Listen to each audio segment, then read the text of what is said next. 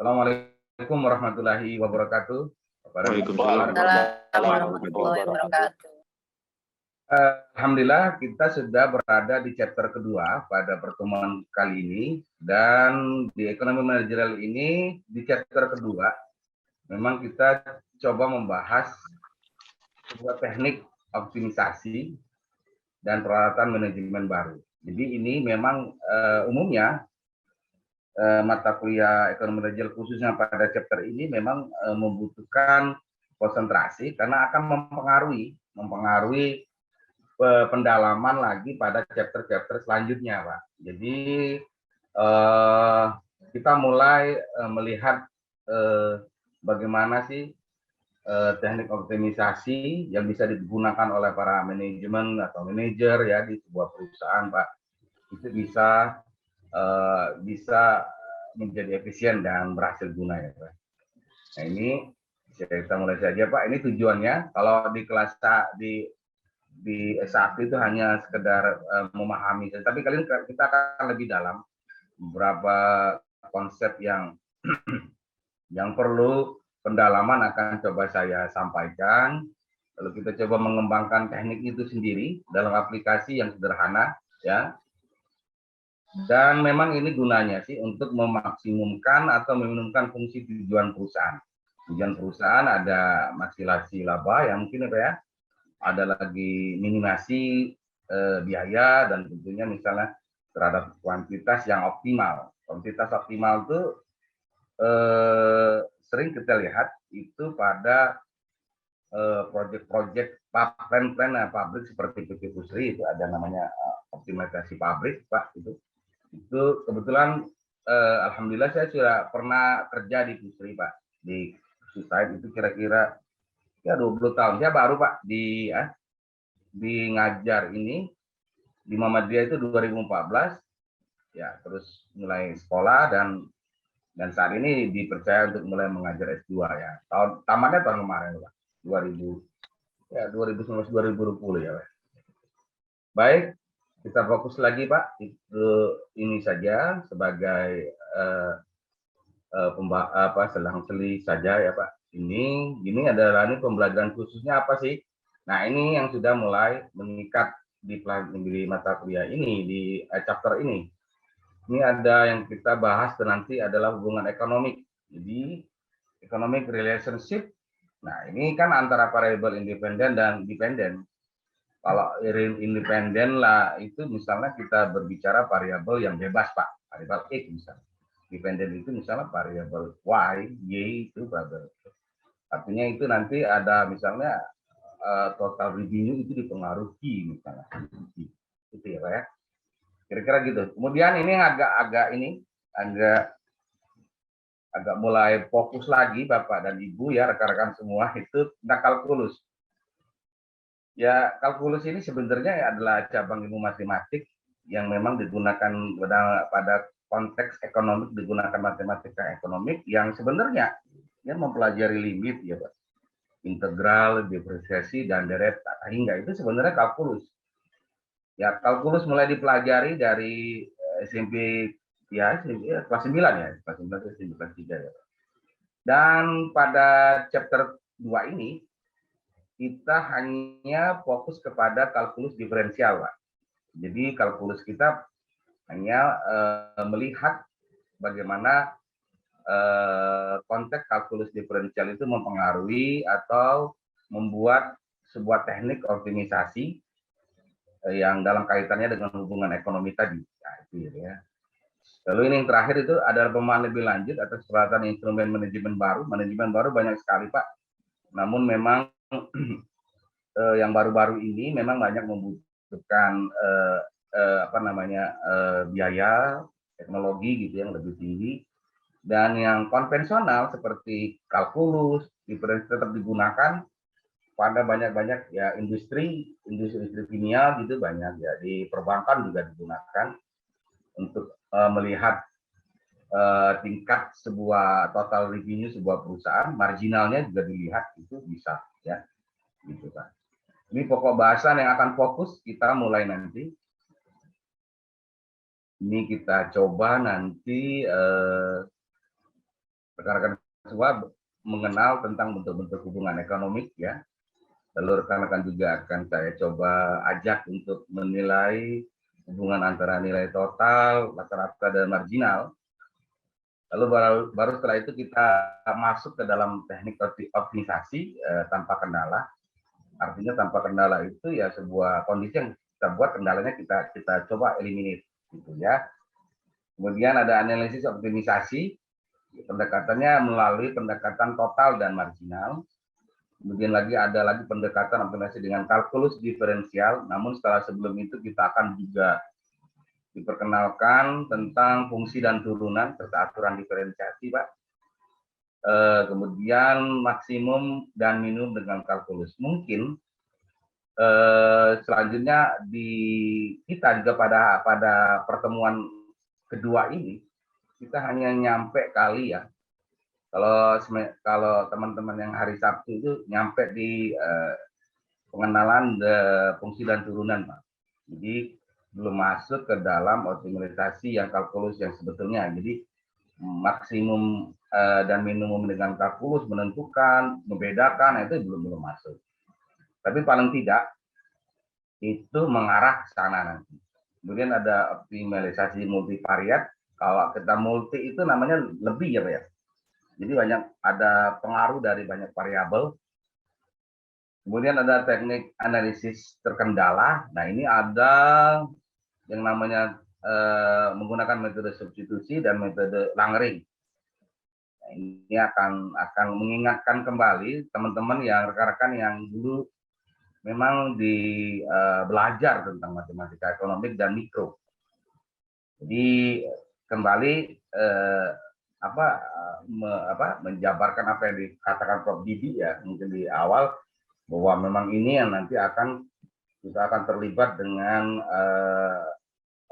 matematik dan tentunya juga dengan mikro dan sedikit makro. Peralatan manajemen baru lebih banyak ke arah strategi nanti, Pak. Manajemen strateginya juga ada di situ.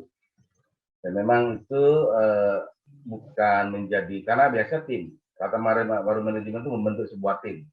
Kalau yang namanya teknologi tanpa kendala dan optimisasi yang yang terkendala ya, itu memang akan membangkitkan intuisi seorang manajer, seorang pimpinan untuk belajar bagaimana secara individu dia mampu mengedepankan optimisasi yang berdasarkan kecerdasan dan keakuratannya. Gitu, ya Pak ya. Ini Pak. Jadi saya kira tidak usah terlalu lama ini tujuannya saja yang saya sampaikan, bahwa sebenarnya maksimasi laba dan maksimasi nilai dan laba perusahaan ini atau meminimumkan biaya dengan kendala tertentu itu tujuan dari sebuah pengambilan keputusan yang ada di ekonomi manajerial. Sehingga chapter ini akan memberikan alternatif pemecahan solusi terbaik bagi masalah yang dihadapi oleh manajemen dan manajer. Apa dinamakan teknik optimisasi adalah, atau dinamakan sering juga disebut optimasi, Pak.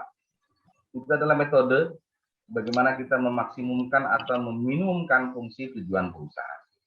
Jadi seperti saya ulang lagi, rekan-rekan semua ya, tadi ada yang saya sampaikan bahwa kita harus memaksimumkan laba, meminimumkan cost, biaya, dan tentunya akan mengoptimalkan kuantiti dalam rangka memenuhi fungsi tujuan perusahaan. Oke, itu pendahuluan. Nah, ini masih yang pilihan optimal itu memang solusi yang efisien. Kita akan coba ya, efektif dan berdaya guna. Kira ini kemudian teknik optimisasi ekonomi pada akhirnya menyederhanakan, Pak. Menyederhanakan kompleksitas permasalahan dengan hanya memfokuskan pada ruang lingkup yang ditentukan dan tentu sifatnya terbatas. Jadi ada boundary di situ. Ada boundary yang membuat rekan-rekan semua itu akan menjadi mampu untuk melakukan sebuah optimisasi. Nah, dalam kaitan ini Pak, rekan-rekan semua, Bapak dan Ibu, ya, kita membutuhkan teknik yang mengimplementasikan dan pemahaman awal, yaitu perlu mengetahui hubungan ekonomi secara cermat dan akurat. Jadi sebelum masuk ke dalam metode teknik yang optimisasi ini, kita coba kembali mengingat kembali ya, refresh pikiran kita untuk mengetahui gambaran hubungan ekonomi ya. Jadi yang namanya addressing economic relationship ya, gitu ya.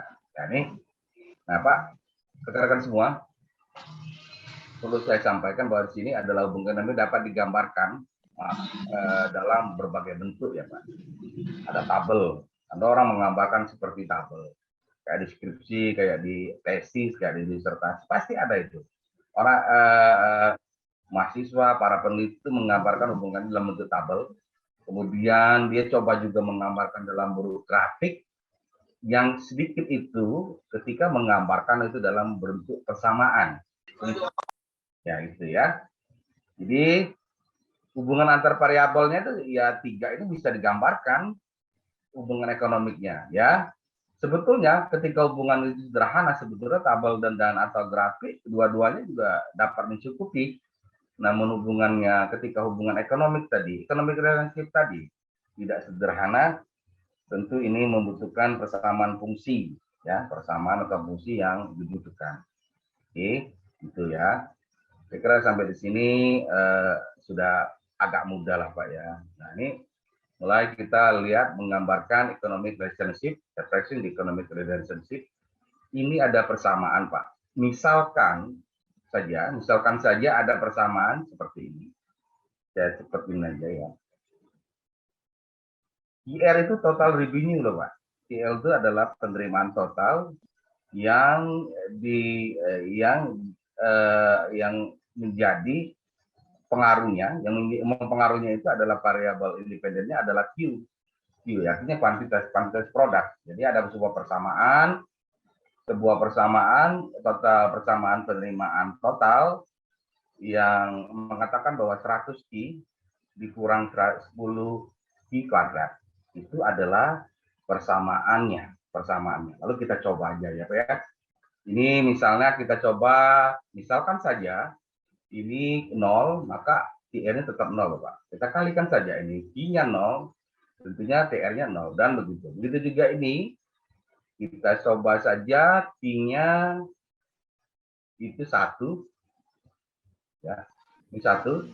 Rekan-rekan semua ya, kita coba 1 jadi 100 kali 1 ya, kurang 10 kali 1 pangkat 1 pangkat 2 itu jadi tetap 1, jadi 10 di 100 dikurang 10 90. Hal yang sama juga terjadi bisa kita lakukan ketika Q-nya 2, Q-nya 3 ya, juga Q-nya 4 atau Q-nya 5 dan Q-nya 6. Jadi menariknya seperti itu. Ternyata di Q6 total revenue-nya terjadi penurunan. Nah itu sih, itu yang buat kita sedikit-sedikit mulai masuk ke dalam tataran hubungan ekonomi ini. Lalu kita coba gambarkan Pak, seperti biasa. Ini kurvanya, ini adalah kurva TR, ya, total revenue, dan ini adalah ini adalah Q, kuantitas ya. Ini tinggal kita saja ya. Ini sini saja, dan ini hanya sekedar menggambarkan hubungan ekonomik. Jadi di sini ada persamaan, lalu ada tabel, ada grafik, ketiganya lengkap Pak pada slide ini ya. Kalau ini 400. Ya, baik ya Bapak dan Ibu, rekan-rekan semua, kita lanjut ya. Jadi ini kita mungkin lambat-lambat saja. Apa tidak mau nih? Oh ya nih. Nah, ini term yang penting ya. Jadi ada istilah-istilah ya untuk mengembalikan istilah-istilah ini dalam tataran pikiran kita di ekonomi manajerial. Ada namanya TC, total cost. Ini dipakai terus loh Pak. Sampai di ujung-ujung istilah term-term ini akan menjadi menarik buat kita untuk ada total fixed cost, TFC, ada FTC, ada total variable cost, ada average cost, ya. Rekan-rekan semua ada marginal cost. Nanti saya jelaskan apa sih marginal sih. Kemudian ada term penerimaan, ya, dalam konteks penerimaan ada total revenue, average revenue, dan marginal revenue. kita banyak berbicara revenue, Pak. Jadi kalau konteksnya manajer itu kan dia agak sedikit makro dibandingkan dengan akuntansi. Jadi lebih luas. Tapi kalau akuntansi itu ada namanya profit. Kalau revenue itu lebih ke gross. Kalau profit itu ya setelah dikurang-kurangi biaya biasanya menjadi sebuah profit ya, menjadi sebuah misalnya earning before income tax, EBIT atau ya ini lebih ke IAT, Pak, earning after tax. Jadi sebuah revenue itu bisa disamakan dengan omset, gitu ya, bisa diartikan dalam arti yang sederhana loh, Pak. Oke, boleh. Selanjutnya kita coba lagi memahami dengan menggunakan konsep, loh, Pak. Pendekatan konsep hubungan biaya total, rata-rata dan marginal. Nah, gitu ya, Pak ya. Ini hubungan konsep biaya ada total cost, ada average cost dan marginal cost ya, berguna dalam analisis optimisasi. Hubungan ini juga akan sama, Pak, terkait dengan penerimaan, total revenue dan marginal revenue, kemudian kuantitas produksi, laba atau profit. Baru setelah itu cerita profit ya. Lalu apa yang dimaksud dengan nilai marginal? Nilai marginal pada dasarnya adalah perubahan variabel dependen, Pak. Dependen itu J, ya Bu ya, rekan-rekan semua, yang disebabkan adanya perubahan variabel independen X sebesar 1 unit. Kalau dia ke arah marginal ke arah cost, maka itu peningkatan biaya total yang berasal dari produksi, perubahan dari produksi 1 unit produksi. Ya, contoh nih Pak, contoh untuk mengingat kita kembali. Ada suatu ketika sebuah perusahaan menggunakan satu tenaga kerja lagi, kemudian perusahaan melaporkan total biaya yang ada itu meningkat dari 150 per unit menjadi 160 per unit. Maka 160 dikurang 150 menjadi 10 rupiah itu dinamakan biaya marginal. Oke. Maka unsur eksklusifnya di situ. Jadi seorang manajer itu bisa melihat tanpa menghitung secara mendalam apakah ini memang membuat kos kita naik tinggi atau tidak, gitu ya. Lalu berikut ini ada lagi kegunaannya sih. Kalau kita menghitung biaya marginal, sebenarnya kita menentukan apakah laju produksi kita ini harus diubah atau tidak. Laju loh Pak, bukan produksi itu di stop, lajunya itu. Ya ini jangan kita membuat sebuah produksi itu kita produksi tetapi menjual 1 unit pada harga 10.000, total 1 juta. Tadinya menjual 110 unit, total. Bukan berapa sih pada output marginal ketika marginal sama dengan perubahan biaya rata-rata. Jadi begini Pak, perusahaan itu ketika dia optimal berada pada optimal, sebenarnya itu biaya marginal cost-nya itu akan sama dengan average cost, ya, perubahan average cost. Nanti saya jelaskan melalui gambar ya, kenapa dia bisa terjadi seperti itu ya. Kemudian kita coba lagi lihat tentang mungkin Pak, ya mungkin kalau agar tidak ini ya di mute saja mungkin Pak, kali ada yang ini ya, mungkin ada suara-suara yang dari luar. Marginal revenue itu dapat diartikan sebagai kenaikan atau penurunan penerimaan. Jadi kalau adanya penambahan atau pengurangan 1 unit itu akan mempengaruhi sebuah kenaikan atau penurunan penerimaan.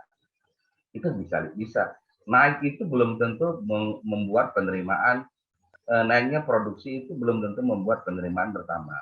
Naik ya. Contoh, saya ambil contoh lagi nih, ketika sebuah perusahaan menjual 100 unit ya 100 unit pada harga 10.000 ya, yang mungkin totalnya menjadi 1 juta loh Pak. Selanjutnya menjual 110 unit total 1.100.000. Selisih 100.000-nya itu adalah dinamakan marginal revenue. Ya, sampai ke sini mungkin ada yang ini ya, mungkin ada yang mau ditanyakan Pak, mau didiskusikan? Belum ya? Kita coba lanjut lagi. Jika tambahan penerimaan marginal sama ya, sama dengan tambahan marginal biaya, ya untuk memproduksi 1 unit output, maka keuntungan total mencapai maksimum. Jadi kita bisa berkata bahwa marginal revenue sama dengan marginal revenue, maka itu terjadi sebuah keuntungan total yang maksimum. Nah, untuk menggambarkan apa yang kita ekspresikan dalam deskripsi tadi, rekan-rekan semua, saya coba untuk menggambarkan dalam bentuk yang begini ya, dalam bentuk tabel dulu ya, gitu ya. Kita mengenal biaya total adalah total fixed cost, tentunya ditambah total variable cost. Oke, aman ya. Kemudian ada biaya rata-rata, itu average cost. Average cost biaya rata-rata adalah total cost, total seluruh biaya dibagi dengan kuantitas. Kira-kira gambarannya itu, kalau kita bikin pempek 100, nah gitu ya, berapa harga pempek itu seunit, itu total cost dibagi dengan jumlah pempek yang kita buat. Jadi terjadi yang dinamakan average cost. Oke, sampai di sini mungkin bisa dimengerti. Azan ya? Belum ya? Ya. Nah, kalau azan kita mungkin stop dulu ya. Nanti kita sambung setelah azannya. Oke. Lalu ada biaya marginal. Biaya marginal itu setelah kita coba tadi sampaikan, ada marginal cost itu adalah perubahan dari total cost dibagi dengan perubahan Q. Jadi marginal delta itu menggambarkan perubahan. Ya, ini Bapak Ibu. Ya. Oke. Boleh kita break dulu? Bagaimana? Rekan-rekan semua, ya? Sampai selesai aja, nanti kita lanjut lagi, ya? Ini, ya Pak. Ya? Ya Pak. Ya. Ini tetap kita seperti ini aja. Kita apa namanya? Ya. Nah, seperti itu.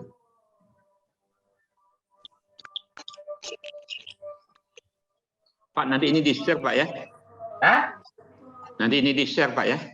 Dibagi ya dan ini.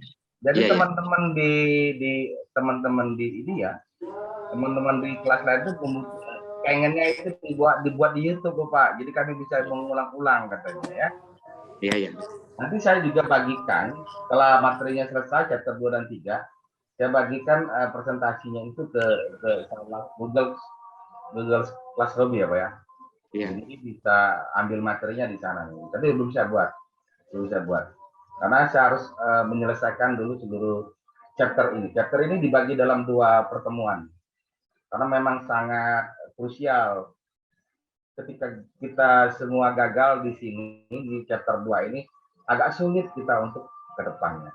Ya, untuk memahami yang teori perilaku konsumen, gitu ya, peramalan, dan sebagainya.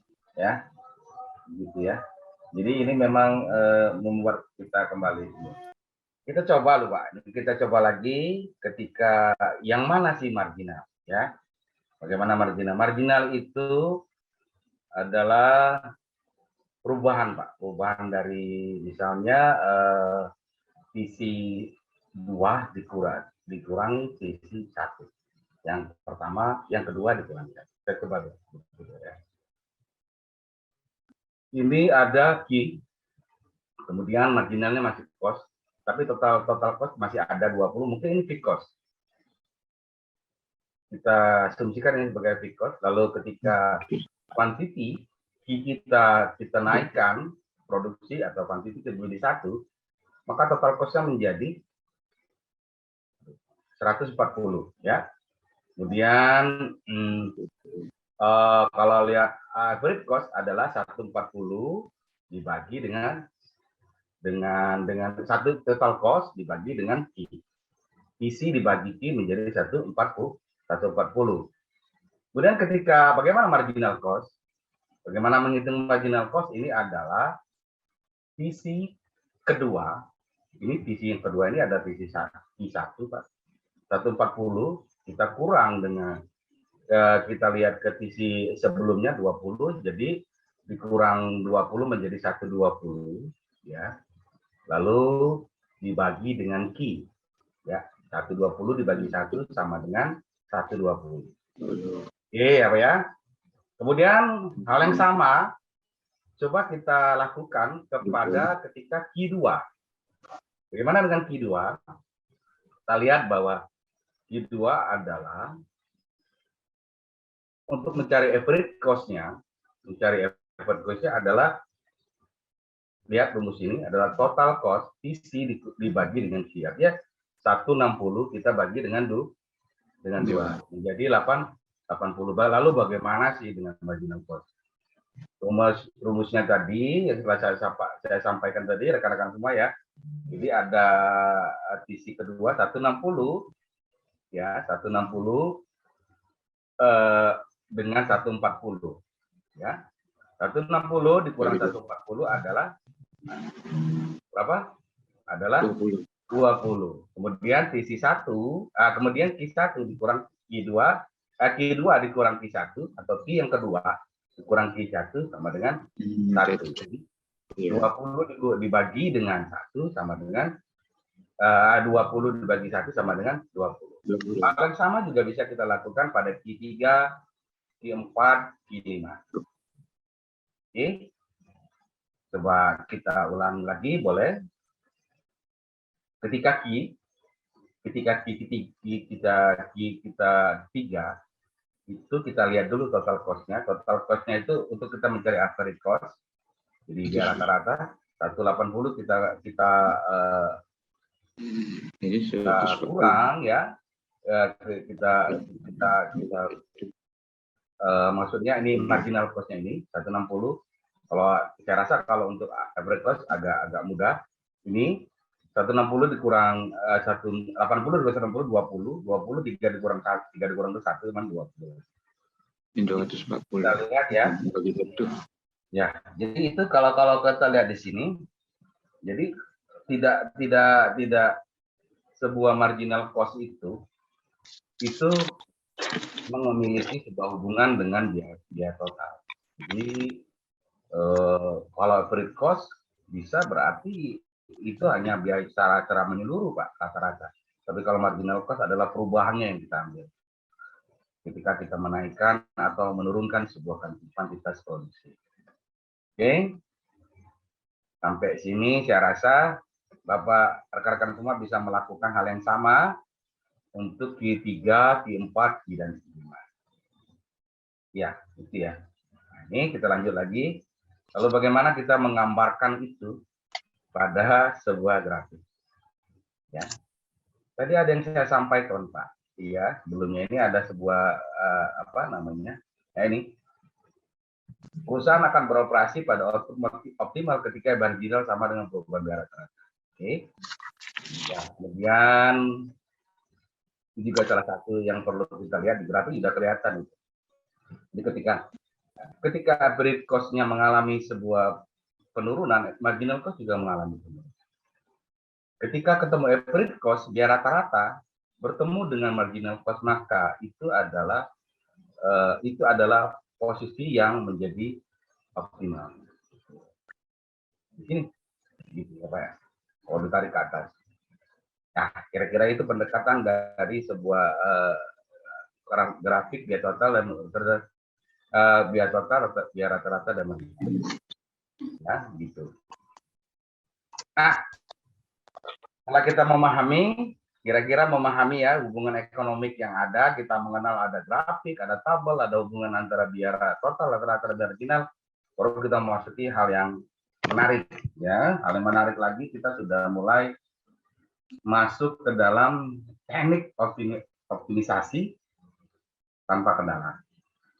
Artinya bukan tanpa kendala, suatu kendala itu bisa dan dulu pernah saya lakukan juga Pak di PT Busri, di saya ketika proyek limbah, bagaimana kita mengoptimisasi proyek, apa yang terjadi, apa yang membuat proyek ini bisa melakukan optimisasi. Oke. Nah, ternyata dengan melakukan optimisasi, melakukan proyek limbah itu tambahan, kita berhasil mengenyampingkan, mengeliminir sebuah kendala terhadap proses produksi. Hingga terjadi optimisasi, naiklah kuantitas kemampuan produksi menjadi 5%. Itu seperti itu. Ada satu hal yang perlu saya sederhanakan, Pak, bahwa kita kalau mempelajari proses perusahaan dalam menentukan tingkat output yang memaksimumkan laba, itu adalah cara yang paling sederhana untuk melakukan optimisasi. Dan dalam hal ini tentunya ada dua pendekatan optimisasi, ya tadi dalam rangka melakukan memaksimumkan laba atau menurunkan biaya tadi. Yang pertama adalah pendekatan bagaimana maksimisasi laba dengan pendekatan total. Lalu yang dalam hal ini kita melakukan pendekatan pada penerimaan total revenue dan biaya total. Ini lambang P seperti ini, Pak. Ya, lambang P ini adalah melambangkan profit loh ya. Yang temennya di profit ini. Ini artinya total revenue dikurang total itu adalah sebuah profit. Yang sampai sini. Lalu yang kedua adalah optimisasi dengan analisis marginal. Ya, P itu ketika marginal sama dengan marginal revenue sama dengan marginal cost. Oke. Lalu selanjutnya kita juga akan coba lagi nanti kalau waktunya sempat ya, cukup ya, kita akan masuk ke dalam kalkulus diferensial, Pak. Ya, kalkulus diferensial ini agak membutuhkan teknik matematika ekonomik. Rekan-rekan semua bisa buka kembali ya, nanti sambil kan melihat video-videonya, itu video kajiannya yang kita rekam, itu bisa lihat juga, bisa buka buku Dumairi yang bisa bicara buku matematika ekonomik ya. Ya, ini di sana kita coba di sini kita akan coba bagaimana lihat apa itu fungsi. Mungkin saya akan ingatkan Bapak lagi dengan fungsi kuadrat yang memaksimumkan dan meminimumkan ya. Kemudian turunan, apa itu turunan atau diferensiasi, lalu aturan diferensiasi, rule of differentiation. Ya, itu. Lalu ada maksimum dan minimum dengan kalkulus, lalu ada lagi optimasi multivariat. Itu baru teknik optimisasi tanpa kendala. Nanti memang ada suatu saat para manajer memang dihadapi ketika kendala itu tidak bisa dieliminir dulu, harus kita terjun menghadapi kendala tersebut karena kita circumstances-nya beda. Nah, maka itu harus kita jajaki sebuah optimisasi dengan kendala atau sebuah teknik optimisasi yang memiliki kendala. Ini bagian satunya aja dulu ya. Santai saja ya. Tidak butuhkan santai, harus memahaminya dengan yang santai, yang ya sudah saja ya. Ini yang pertama ada namanya maksimisasi laba dengan pendekatan total atau di dalam hal ini ada penerimaan total dan biaya total. Ya, sajikan ini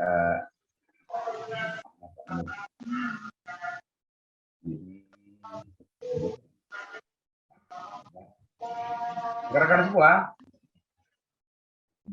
sebagaimana yang tadi saya sampaikan bahwa P atau laba total ini itu adalah total revenue dikurang dengan total cost. Oke.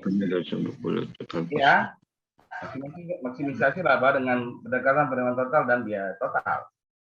Itu ada sebuah postulat atau konsep bahwa P laba total adalah total revenue dikurang total cost. Rasanya anak-anak mahasiswa akuntansi yang memang dulu pelajar akuntansi juga ngerti lah dengan ini. Ya.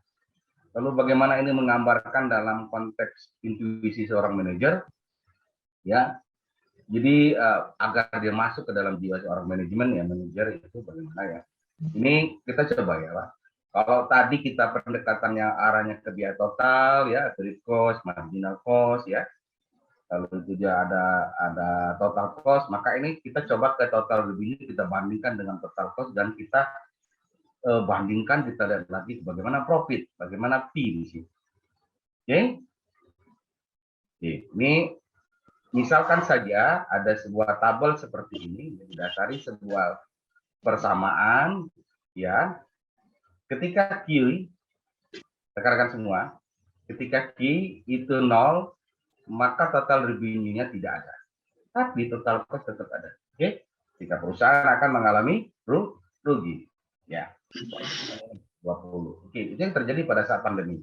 Oke, satu. Kemudian ada lagi yang namanya ketika Q-nya 1, total revenue 90, total cost-nya jadi 140 loh, Pak. Maka total revenue dikurang total cost, kita masih rugi. Oke. Lalu di sini ada ketika Q-nya 2, ya, Bapak dan Ibu, rekan-rekan semua, ya, rekan-rekan semua, itu total revenue kita dan total cost kita itu dalam kondisi yang sama. Sehingga kita berada dalam konteks yang dinamakan tidak untung, tidak laba. Tidak rugi, tidak laba. Jadi, tidak untung, tidak laba. Maaf ya. Sorry, Bapak. Kemudian yang ketiga, kita laba loh, Pak. Ya, kita laba, total revenue kita ternyata tinggi, dan total cost kita 180, sehingga kita profit 30. Satu hal yang menarik, ketika kita naikkan, ternyata kita tidak juga menghasilkan laba. Oke. Ini kondisi yang membuat manajemen itu akan berpikir, gimana sih mendesain nanti. Dalam konteks manajemen operasional nanti orang akan mendesain sebuah produk dan jasa loh, Pak. Ketika T dan Q ini akan mengalami Q-nya 2, Q-nya 4 gitu, tidak profit. Ini seringkali kita lihat ada misalnya ukuran yang ukuran sebuah produk itu agak aneh-aneh, 1/3, 1 meter, dihitung 1 meter, tapi panjangnya 3 meter misalnya, sebuah ambal misalnya, atau sebuah seng, panjangnya 2,2, belinya tetap per meter gitu, per meter persegi, tapi kalau mau beli seperti itu, tidak bisa dikurangi, nah, gitu ya.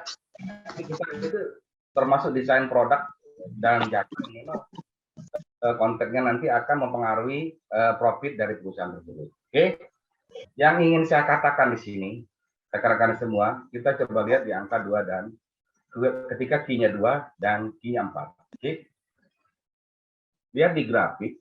Ini ketika ini ada Q, rekan-rekan semua, ini adalah ketika memang total revenue-nya, dan ini adalah sebuah kurva tentang profit. Oke, ya. MC dan MR ini pendekatan sesudah ini, abaikan dulu, ya, abaikan dulu tentang garis pada kurva marginal cost dan marginal revenue.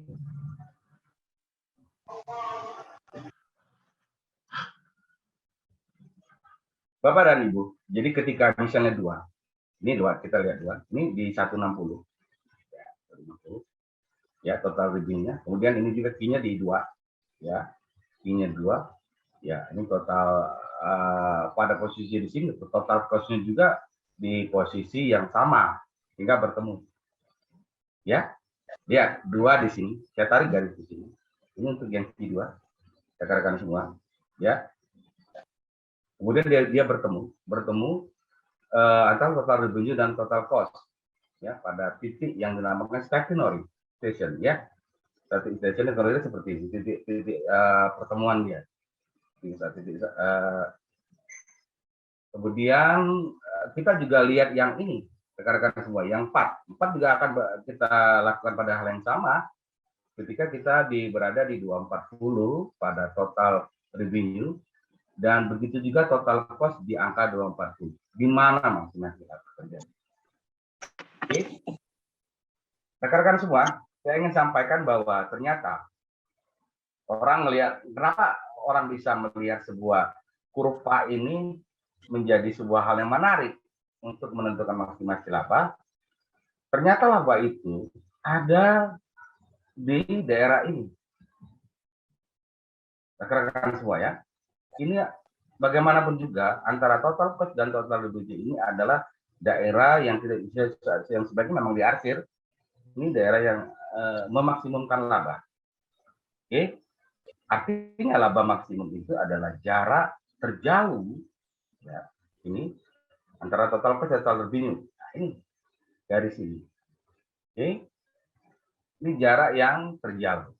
Jadi kalau kita lihat inilah ini dinamakan area laba. Pada saat ini terjadi ketika seorang manajer di sebuah perusahaan itu akan berada di sekitar ini, membentuk ini terus. Bagaimana membentuk ini? Karena kita lihat kalau kita lihat ke bawah ke kurva profit ini memang berada pada puncak profit, ya, gitu. Rekan-rekan semua ya, kira-kira bisa dipahami tentang area labanya dan itu, ya. Jadi begini, ya, bukan kita melihat tabel. Kalau tadi kita melihat tabel, sekarang kita melihat fungsi sebuah kurva dalam memaksimumkan sebuah laba. Ya, gitu ya. Kenapa kita lihat para ekonom itu menggunakan sebuah kurva, ya, begitu misalnya. Kita lihat jelas gitu, misalnya ada para menteri keuangan itu, para menteri itu menggunakan. Memang gitu. Karena memang ukuran sebuah area itu menjadi batas boundary di mereka untuk dalam hal ini memaksimumkan laba. Ya, kita jangan menyentuh di sini. Nah, kalau kita mau lihat cara memaksimumkan laba yang paling optimal, tentunya kita akan lihat jarak terjauh antara total revenue dan total cost itu. Jaraknya. Nah, ini kita lihat profitnya pada saat puncak. Ya, saya kira mudah ini ya, rekan-rekan semua ya, memahami ini ya, baik ini ya, jadi mungkin ya teman-teman di Alvin ya, saya kemudian tidak tersulit ya. Sigit juga ya, Sigit ya. Ada Lucy juga mungkin. Gimana Bu Lucy, bisa dipahami? Gimana? Insyaallah, Pak. Sejauh ini ya. Kita lanjut. Saya rasa kalau Pak Sajidi ngerti nih, ya Bu ya. Oke, paham ya? Oke, ini adalah sebuah pendekatan dengan penerimaan total dan biaya total. Oke, kita akan lanjut lagi ke Rahmat Carka ya. Kita lanjut ke ini ya. Ini ketika kita melakukan pendekatan dengan analisis marginal. Nah, baru ini yang kita perhatikan. Ya. Tabelnya sama, lalu kita akan coba hitung ya. Coba hitung, tapi tabelnya dihitung dulu marginal revenue. Ya, gitu. Marginal revenue-nya itu terjadi sebenarnya pada total Q3. Rekan semua ya. Ya, di mana selisih TR dan PC terbesar. Ini. Jadi ketika marginal revenue dan marginal cost yang sama, itu pada saat itu ada sebuah fungsi yang memaksimumkan laba pada Q3, pada area tersebut. Jadi MC dan MR sudah dihitung Bapak rekan-rekan semua seperti tadi. Jadi yang harus kita lihat ada hubungan juga di sini ya. Ya, bahwa jika nilai laba marginal tersebut turun ini rekan-rekan semua, maka nilai laba profit juga akan semakin turun. Ini yang kita asumsikan tadi. Tapi yang paling krusial di sini adalah ketika MR dan MC membentuk titik temu. Titik temunya pertemuan ini sebenarnya ini juga membantu untuk mendapatkan area laba. Ya, gitu. Yang terjadi maksimum. Jadi pada fungsi P berada pada titik yang tertinggi. Marginal loh Pak. Marginal, bukan biaya. Kalau tadi TR dan fiksi. Marginal itu perubahan ini tadi, perubahan pendapatan, penerimaan sama dengan perubahan cost. Ketika perubahan penerimaan itu sama dengan perubahan cost. Seringkali mengartikannya menjadi total revenue total cost lagi. Nah, ini membuat kembali lagi kita agak susah lagi marginalnya Pak, perubahannya. Ya Rama ya, rekan-rekan semua Ibu ya. Oke. Ya, itu ya. Jadi, nah ini kita lihat dalam kondisi yang ini, ketika ini seperti marginal revenue dan sama nilai cost juga pada titik profit yang tertinggi. Baik. Saya kira sampai di sini mungkin rekan-rekan bisa pahami ini ya.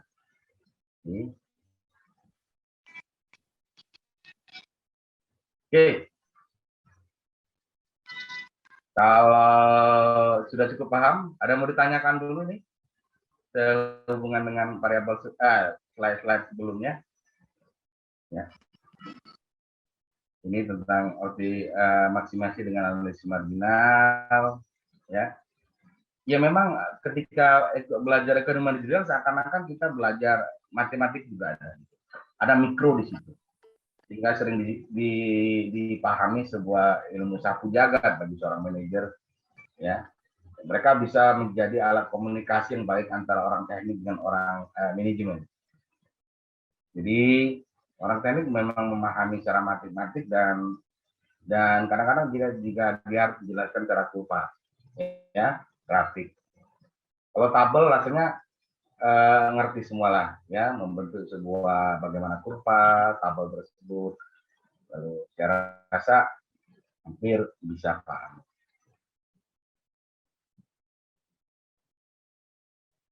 Baik, Bapak dan rekan semua, kalau sudah paham yang sebelum ini, kita akan lanjut lagi tentang kalkulus diferensial. Ya, ini adalah pendekatan yang kedua. Setelah tadi menggunakan dua pendekatan cabang dua menggunakan TR dan MR tadi, ya. Dengan pendekatan dua optimasi marginal dan total. Ya. Oke. Oke. Saya akan coba kembali ke matematik SMA tentang dari sebuah fungsi kuadrat di kelas 3 di kelas 3 juga disebut di kelas 3 sini ya, kira-kira ada juga lah fungsi kuadrat.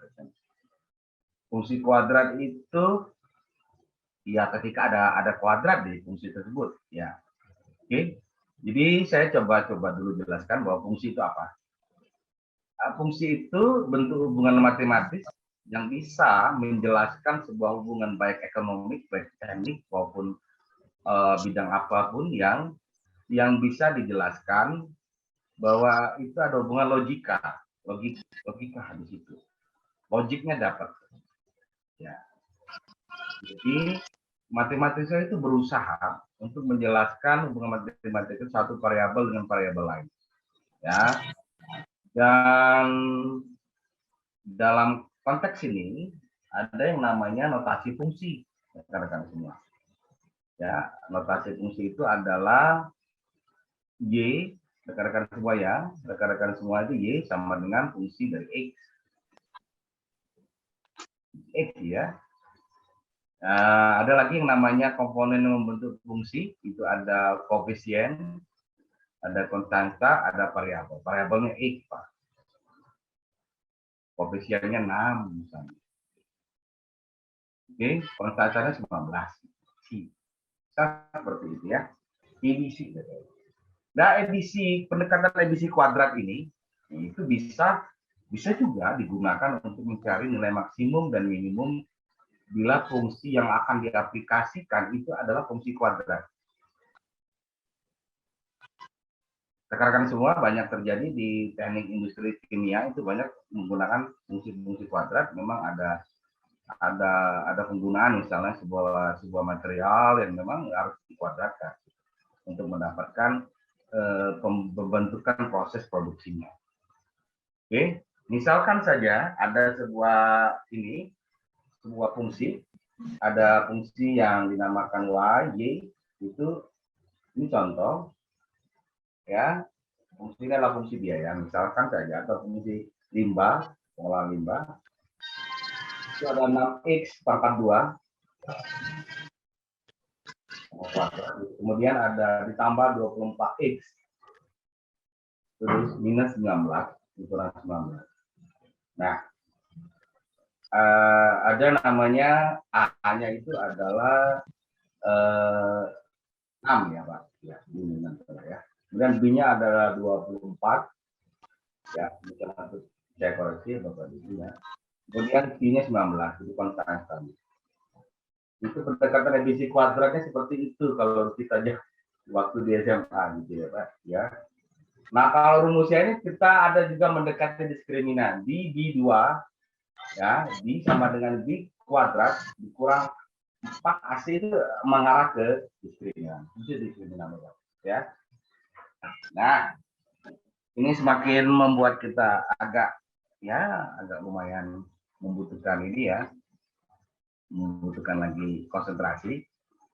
Lalu rumusnya ada memaksimumkan Y maksimumnya itu ya ada dibagi min 4. Di mana D itu adalah B kuadrat, B pangkat 2 ya, dikurang 4 AC. 4 dikali A dikali C. Rekan-rekan semua ya. Sehingga kita masukkan saja itu rumus diskriminan, rumus ABC kuadrat ini. Ya, ini memang sebuah konsep matematik yang bisa memaksimumkan dan minimum itu bisa dipakai. Ya. Saya mau jelaskan dulu ya. Ada namanya fungsi, ada lagi yang namanya ada yang didasari matematik maksud saya. Ada sebuah persamaan atau fungsi yang didasari sebuah ekonometrik. Pembentukannya kalau di S1 ya. S1 kita bikin ada regresi gitu, ada korelasi yang menggunakan SF juga membentuk sebuah persamaan ya, rekan-rekan semua ya. Tapi sebenarnya sudah diturunkan menjadi sebuah turunan yang membuat kita menarik, kecuali dalam fungsi logik dan probit. Nah, logik dan probit itu agak mengundang DJ dan DX. Ini rumusnya Y, lalu kita masukkan saja B-nya itu, rekan-rekan semua ya. Ya, B kuadratnya itu adalah 24 dikali 24 dikurang 4 ya, 4 dikali 6 dikali lagi 19 dibagi min 4 dikali 6. Ketika fungsi maksimum dari Y itu adalah 5. 576 dibagi 24 sama dengan 5. Itu pakai fungsi loh Pak. Jadi pakai fungsi untuk kita mengarah, untuk kita mulai mengenal nanti di turunan. Jadi banyak sekali ya yang kita lupa di matematika ini. Dengan ekonomi manajerial itu membuat kita kembali mengingat dan mengetahui fungsinya di dalam kehidupan, di dalam proses sebuah perusahaan. Ya. Saya ulangi lagi rekan-rekan semua, kalau dulu ada namanya fungsi kuadrat, Pak. Ada dikenal lagi dengan ABC kuadrat. Dia mengacu ke fungsi diskriminal. Namanya ini nih. B pangkat 2. Tapi ini fungsi maksimumnya seperti ini. Nah, ini ketika memang seorang manajer dihadapkan sebuah fungsi yang memang harus saat itu juga. Bagaimana dia memaksimumkan laba? Dia menentukan sebuah kuantitas. Ini kuantitas yang maksimum. Nah, gitu ya. Itu ya, rekan-rekan semua ya. Oke. Saya menjadi ini ya, menjadi menarik lagi. Karena memang seperti yang saya sampaikan lagi, bahwa sebenarnya kita belajarnya ini akan membuat kita semakin membangkitkan ekonomi, matematik ekonomi kita ya. Oke, rekan-rekan semua, saya lanjut ke kalkulus diferensial. Nah, ini ya rekan-rekan semua, ada namanya turunan loh Pak. Kenapa turunan ini bisa menjadi selain fungsi kuadrat tadi? Fungsi kuadrat sudah saya contohkan seperti ini tadi. Ada lagi yang namanya turunan atau diferensiasi. Ya, sudah ngantuk nih Bu Usia, biasa lah Bu ya. Bentar lagi kita, lapas rapat kita selesaikan coba ya. Nanti kita diskusi. Ya ini ya memang kalau 8 jam 8 lah kali ya. Turunan diferensiasi adalah merupakan perubahan dari suatu fungsi. Nah, ini baru ngomongin perubahan dari suatu fungsi. Ya, delta marginal dari sebuah fungsi. Nah, gitu ya. Nanti kita ketemu sih dengan marginal fungsi itu, Pak, fungsi marginal. Jadi, turunan itu perubahan dari suatu fungsi atau marginalnya tadi. Bagaimana variabel terikat, ya, atau variabel yang dependen, ya, mengalami perubahan terkait dengan perubahan variabel independen atau bebas. Ya, mestinya dari variabel terikat itu variabel dependen, ya. Jadi itu sih, atau yang kita kenal dengan dy dibagi dx, Pak. Itu turunan. Iya. Turunan atau diferensiasi ini dapat digunakan untuk menyelesaikan permasalahan maksimum minimum. Artinya, suatu fungsi akan mencapai optimal, maksimum atau minimum jika gradiennya sama dengan 0 atau m sama dengan 0, karena gradien sama dengan turunan pertama dari fungsi tersebut. Ya, jadi gradien itu adalah hal yang bisa dicari dengan menggunakan turunan pertama dari sebuah fungsi. Ya, kenapa rekan-rekan berpikir ini banyak ngomongi kuadrat ya Pak ya? Ya memang awalnya memang dari fungsi kuadrat, tapi sebuah kajian SPSS juga dibentuk juga di ekonometrik dan statistik awalnya kuadrat, tapi untuk memudahkan menyederhanakan itu dibuat turunan sehingga dia hilang kuadratnya itu, sehingga menjadi sebuah persamaan yang optimum. Oke, maka turunan pertama dari fungsi sama dengan 0 atau f-action. Saya sering ngomongnya f-action aja. Artinya f-action itu adalah sebuah fungsi yang sama dengan 0. Ya, fungsi x sama dengan 0. Oke. Saya mau jelaskan lagi bahwa sebenarnya turunan itu adalah perubahan dari suatu fungsi terkait bagaimana sebuah variabel dependen mengalami perubahan terkait dengan perubahan variabel independen. Tadi kita ngomongin cerita marginal cost tadi, Pak. Nah, ya, delta total cost dibagi delta Q itu adalah sebuah perubahan dari marginal cost dan tadi ya, perubahan dari itu ada perubahan dari marginal cost. Oke. Dan selanjutnya seperti ini ya. Nah, ini saya akan coba jelaskan dengan contoh rekan-rekan semua ya, untuk bisa lebih memahami. Oke, selanjutnya juga rekan-rekan, analisis optimisasi dapat dilakukan dengan lebih efisien lagi dan tepat lagi menggunakan kalkulus diferensial. Ya, kalkulus diferensial ini punya konsep apa? Punya juga kaidah atau the rule of differentiation. The rule of differentiation ini banyak loh Pak, hampir banyak. Tapi yang akan kita coba kaji di pertemuan kedua atau pertemuan kedua dan ketiga nanti itu adalah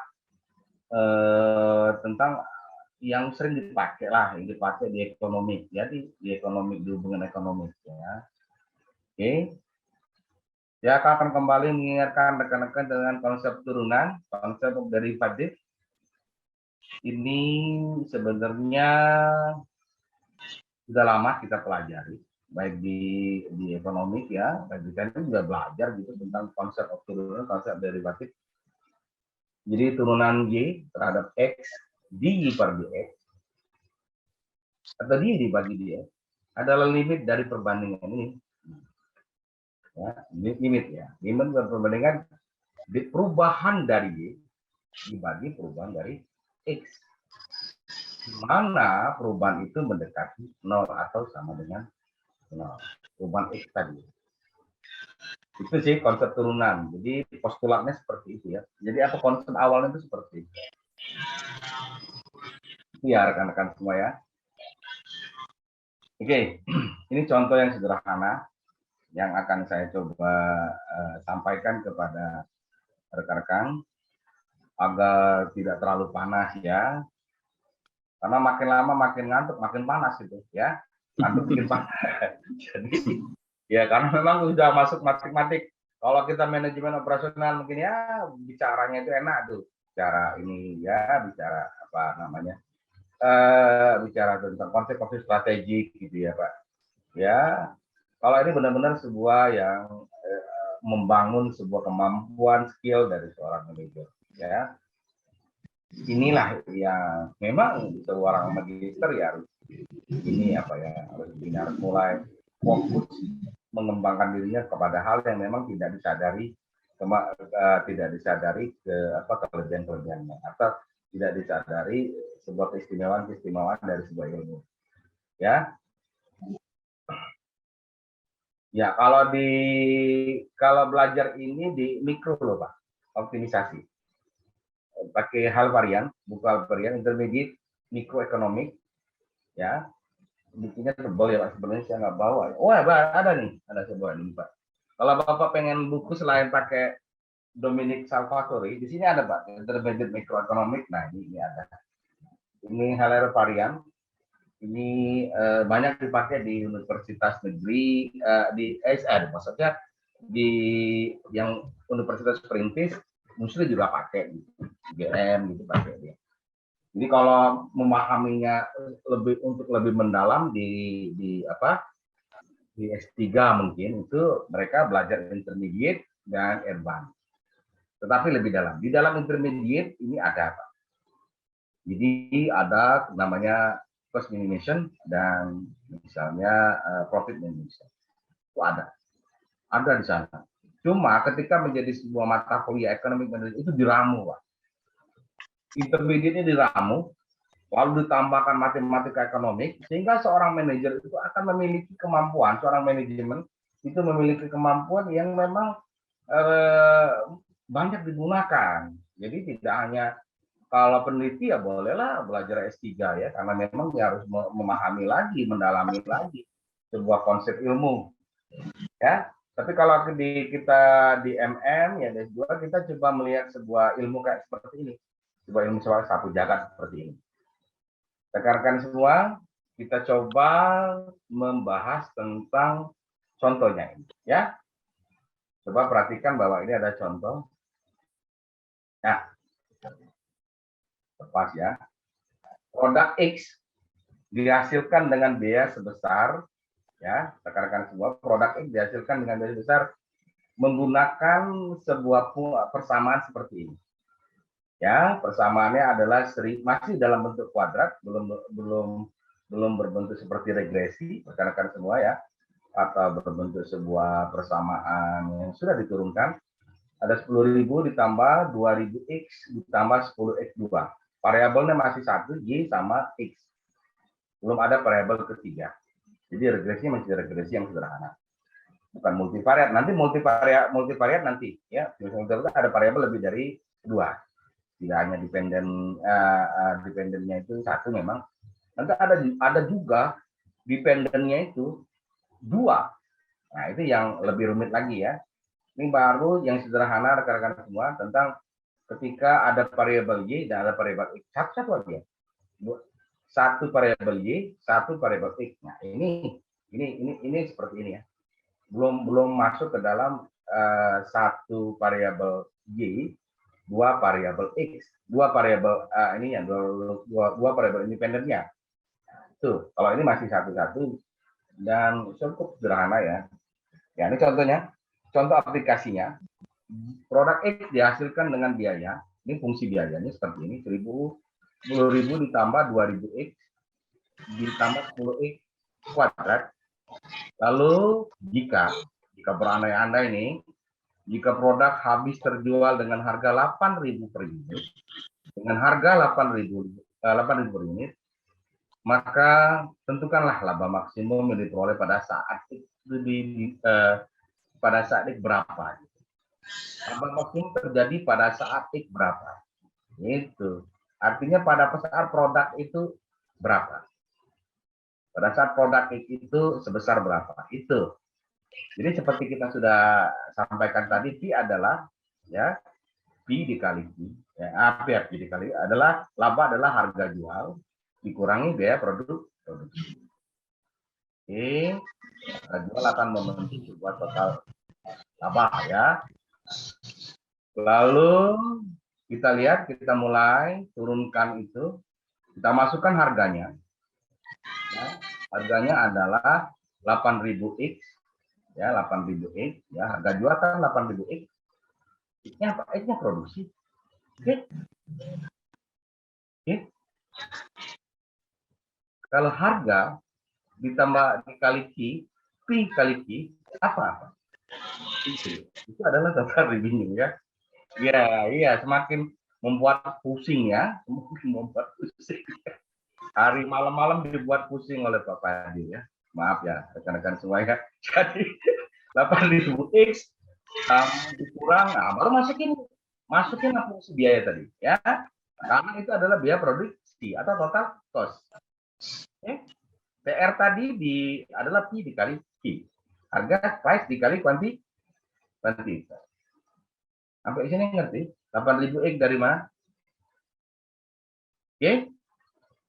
Kita akan membentuk total revenue tadi ya. Kemudian 8.000 X masih berupa harga jual dikali X tadi, dikurang 10.000, dikurang 2.000 X, dikurang 10 X. Artinya kita sudah membuka kurung karawalnya. Ya, dalam kurungnya kita buang. Ya, oke. Sampai sini ngerti. Kemudian laba lagi kita lakukan mana yang bisa kita kurangi 8.000 X, kita kurang 2.000 X. Ya, oke. Menjadi 6.000 X. Oke. Saya kira mudah ya ini. Kemudian 6.000 X dikurang 10.000 X minus 10.000 X. Lalu kita kurang lagi dengan 10 X kuadrat. Lah, inilah. Ini yang akan kita turunkan.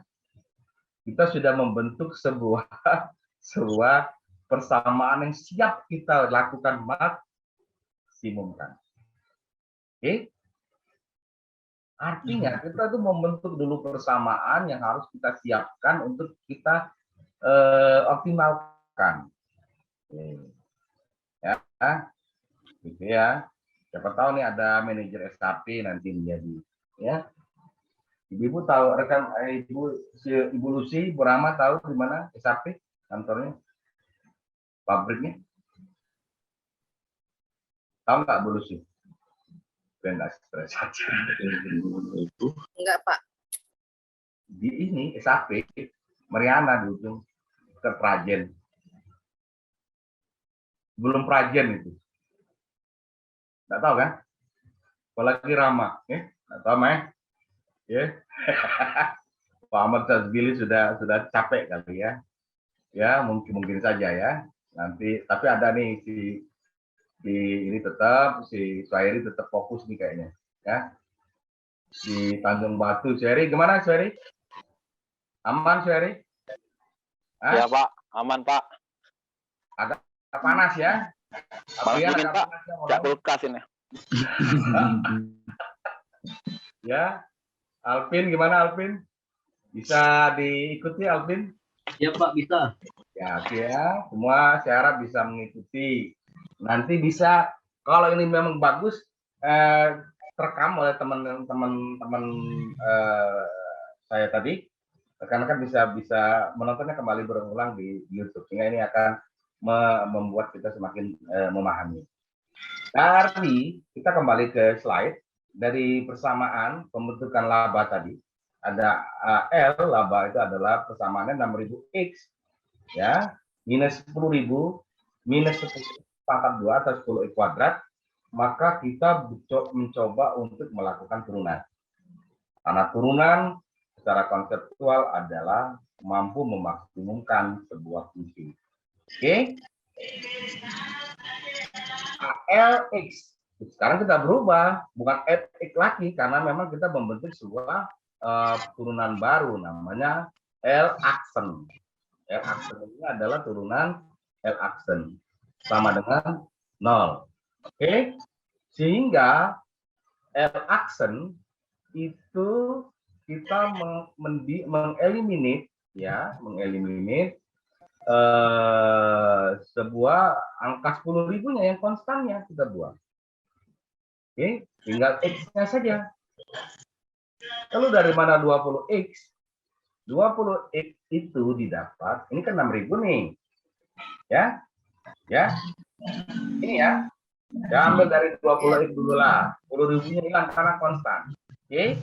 Fungsinya adalah konstanta. Jadi 2000 X itu didapat dari 2 dikali 10. Akan semua. Ya. 2 dikali 10. X 1 kuadratnya. Jadi ini mana? Tadi kan ada 2, ada X2. 2 dikali 10. 2-nya ini 2 dikurang 1. Sehingga menjadi 20X. Satunya tidak usah ditulis lagi. Oke. 2, 10X. Ini rekan-rekan harus memahami paling tidak sedikit ya tentang turunan. Karena akan kita gunakan nanti. Pada chapter-chapter selanjutnya akan digunakan. Memang di materi ekonomi manajerial ini ada 2 profesor yang mengajar saudara. Dia profesor itu salah satu Prof. Didi. Prof. Didi itu orang yang sangat saya kagumi dalam memahami, dan saya banyak belajar dari beliau karena dia salah satu penguji. Dan dari saya mulai kenal Prof. Didi itu dari saya diploma 3. Rekan-rekan saya itu dari diploma 3, bukan dari S1. Diploma 3, S1, S2, S3. Dan memang sudah kenal banyak dengan Prof. Didi, dan memang dia banyak mengajarkan bagaimana cara untuk di ekonomi manajerial ini ya, memahami ekonomi manajerial ini ya, karena memang harus memahami mikroekonomik dulu sebetulnya ya, harus memahami mikroekonomik dan sedikit memahami tentang matematika ekonomi ya. Oke, lalu 6.000 dari mana? Adalah X-nya yang kita buang menjadi 6.000 saja. Ketika itu diturunkan, elaksen 6.000 X itu menjadi 6.000. Ya. Lalu kita bisa mendapatkan X, 20X sama dengan 6.000, itu X-nya menjadi 300. Oke. Sampai sini nih yang sederhana loh. Yang ngasih sederhana bisa dimengerti, bisa diikuti kira-kira bagaimana? Pak, boleh tanya Pak, yang 10.000 itu kemana Pak? 10.000-nya secara fungsi diturunkan hilang. Oh. Eliminate, dibuang. Oke, itu Pak Syariah. Oke. Jadi karena ini turunan pertamanya, ini baru turunan pertama loh Pak. Jadi Pak Syari, jadi turunan pertamanya itu kita membuat menjadi sebuah, kita membuang konstannya 10.000-nya. Ya. Kan yang kita mau lihat itu hanya hubungan antara variabel Y independen dan variabel dependen dengan variabel independen. Oke. Itu sih fungsi turunan. Oke. 10.000 itu bisa menjadi konstanta. Jadi orang akan benar-benar, jadi faktor-faktor yang dummy-nya itu akan dibuang. Salah satunya bisa dibuang ya. Sehingga turunan menjadi 6.000 dikurang 20X dan X-nya adalah 300 jenis. Rahma bisa dipahami, bisa diikuti, nggak usah dipahami, nanti diikuti dulu lah ya, diikuti. Lucy bisa ya diikuti ya.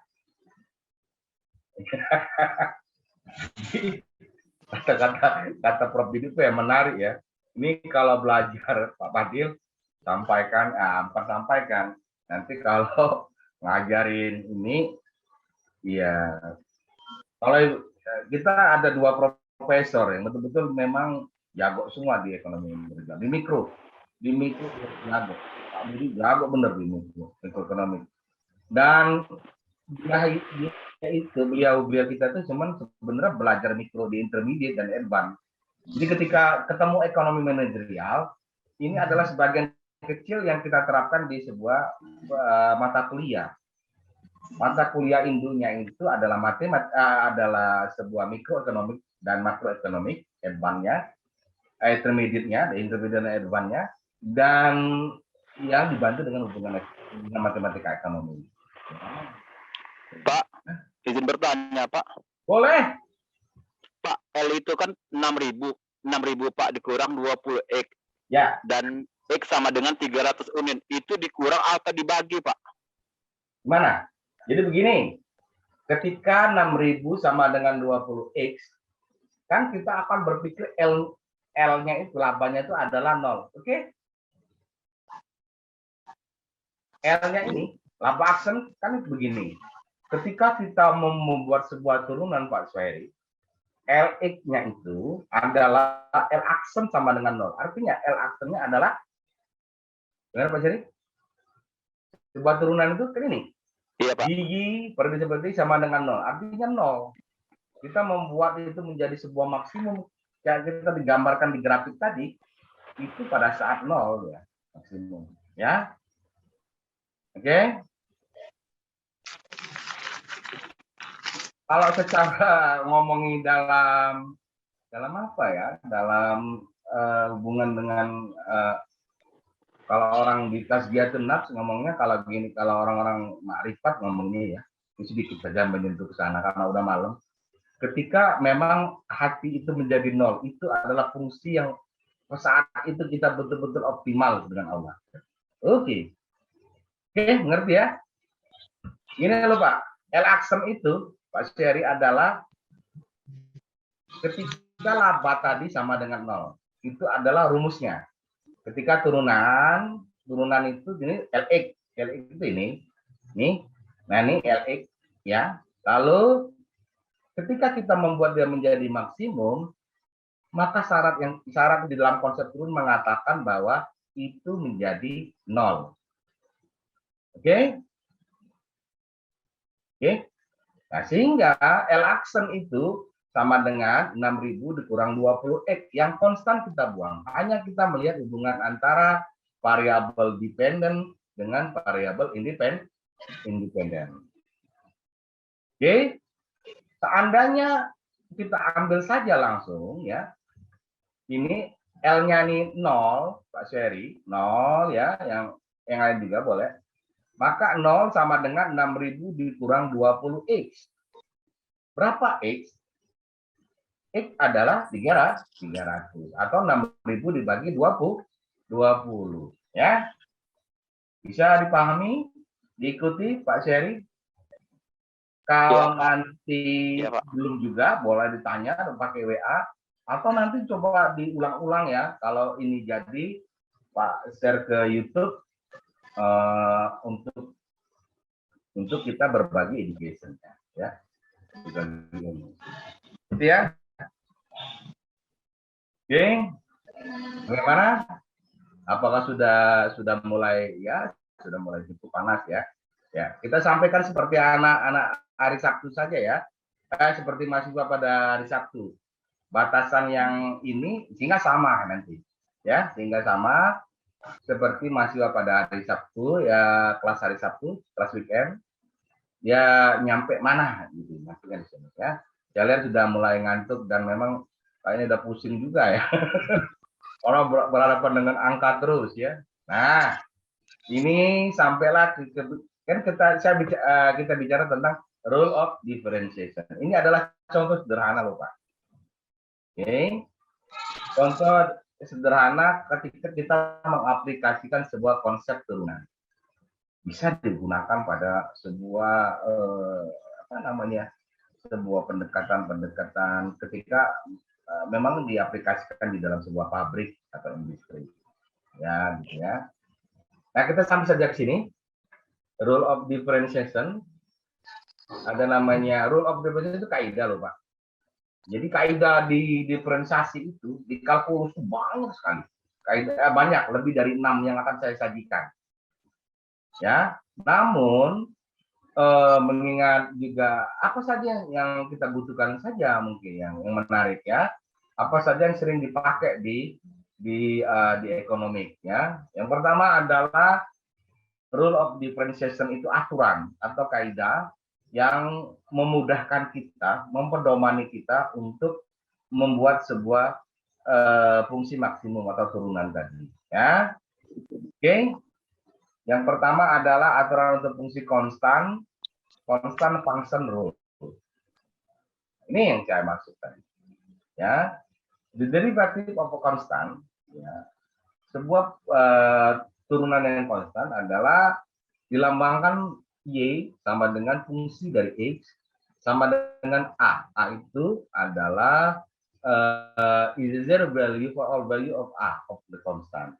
Jadi ketika maksudnya seperti ini, ketika ketika A itu nilainya itu seperti 10.000 tadi, maka itu turunan pertamanya dy per dx-nya itu adalah sama dengan 0. Oke? Sama seperti ini tadi, yang Pak bilang 10.000 konstan. Oke? Lalu rule itu dipakai di seluruh persamaan. Ini hanya satu. Ada 6 rule, ada 6 kaidah, ada 6 aturan. Oke? Salah satunya ini, Y sama dengan 2 misalnya. Y sama dengan 2, maka dy per dx sama dengan 0. Oke. Sudah pinter Rahma ya. Ya, sudah mulai nyambung kali. Kalau Y-nya 15, turunannya berapa? Turunan pertamanya, dy per dx sama dengan dy per dx-nya. Kalau Y-nya 15, konstan itu, Y-nya 15. Maka tetap 0 juga. Ya, 10.000 aja 0, apalagi 15. Oke? Oke, lalu yang berikut adalah fungsi pangkat. Power function abroad. Kita akan stop di sini saja ya. Karena kalau banyak-banyak buat apa nanti nggak paham juga, capek gitu ya. Makanya ini dibagi 2 sesi ini, capeknya itu membuat kita ada susah gitu ya. Oke. Ini derivative of power function pangkat ya, di mana A dan B are constant. Oke. Dan didefinisikan sebagai berikut, didefinisikan as follow. Y sama dengan fungsi X sama dengan EXB. Nah, gimana membuat turunannya? Misalkan seperti itu. Kalau tadi dia dilambangkan seperti ini, kalau contoh ini. Nah, ini dilambangkan seperti 10x pangkat 2. Kalau konstan itu adalah 10.000. Oke? Oke ya. Nah, ini YXB dilambangkan seperti itu, maka caranya adalah B dikali A, X tetap, B-nya dikurang 1. Artinya B kuadrat ini dikalikan, diturunkan dulu, lalu dikalikan dengan konstannya A, lalu B-nya itu B-nya dikurang 1. Misalkan saja, fungsi adalah 2X. Oke? Oke? X-nya kan tidak ada ini, ini 1 di sini. Bagaimana? Sebenarnya X pangkat 1. 1 dikali 2, 2. X-nya hilang. Menjadi dy per dx sama dengan 2. Oke? Nah, begitu juga dengan X kuadrat, fungsi X kuadrat. Ya. Kita lambat-lambat lagi ya. Menarik ini. Kalau dipakai terus ini. dy per dx sama dengan 2x. Nah, artinya ketika fungsi y sama dengan x2, maka seperti ini tentunya. Ya. Oke. 2, oke, dikali 1. Kan di x ada 1, ya. Sama dengan 2x, pangkatnya kan tinggal 1. Ya. Ini kan begini kan rumusnya kan? Sama dengan dy per dx sama dengan 2x. Karena di sini ada pangkat 2 dikurang 1 menjadi 1. Nah, yang berikutnya agak rumit ya. 0,5 X pangkat 3. Pangkat min 3. Ayo berapa ini? Lucy bisa nggak? 1x pangkat 3. Ayo siapa yang bisa? 1x pangkat 3, Pak. Hah? 1x pangkat 3. Minus 1,5 X pangkat min 4. Ya, minus 1,5 X. Pangkat X min 4. Iya, pangkat X min 4. Coba jelaskan, ada ke Suhairi, coba. Bagaimana? Min 3 dikali? Min 3 dikali 0,5. A. Minus 1,5 minus 1,5. A. X min 3 min 1 jadi X min 4. Oke, begitu Pak Suhairi. Ya. Lalu ini yang sederhana kembali ya. Y sama dengan X, maka dy per dx adalah 1. Oke, adalah 1. Nah, Kan di pangkat X ada di atas ada 1. Oke? Buat cukupkan saja ya.